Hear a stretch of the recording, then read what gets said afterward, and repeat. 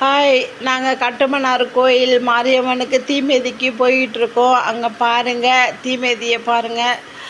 மாரியம்மன் வீதி உலா வர்ற காட்சி. சாமியை கும்பிட்டுக்குங்கோ. நாங்கள் கூட்டம் இல்லாத பக்கம்தான் நான் எடுத்திருக்கேன். நிறைய கூட்டம்தான் தீமிதியில். கொஞ்சம் கொஞ்சம் பேரை பார்த்துக்கிட்டுருங்க. சாமியை பாருங்கள், சாமியை கும்பிட்டுக்குங்க. அப்புறம் இப்படியே வர்ற வழி, நான் அப்படியே வர்ற வழியில் இருந்தேன். எங்கள் வீட்டுக்கார் இப்போ நீங்கள் பார்க்கலாம், நீல கலர் சட்டை தான் எங்கள் வீட்டுக்கார், பார்த்துக்கங்க.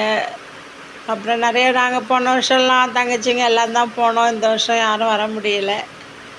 நல்லா நாங்கள் மட்டும்தான் போனோம். சாமியை பாருங்கள். நான் அவங்களுக்காக தான் எல்லாத்தையும் காமிச்சிட்ருக்கேன். எங்கள் வீடு இதுதான். எங்கள் வீட்டு கனகாம்பரம் பூவை உங்களுக்கெல்லாம் காட்டணுன்னு சொல்லிவிட்டு ரொம்ப கஷ்டப்பட்டு கனகாம்பரம் பூவை கூட செல்ஃபி எடுத்திருக்கேன்.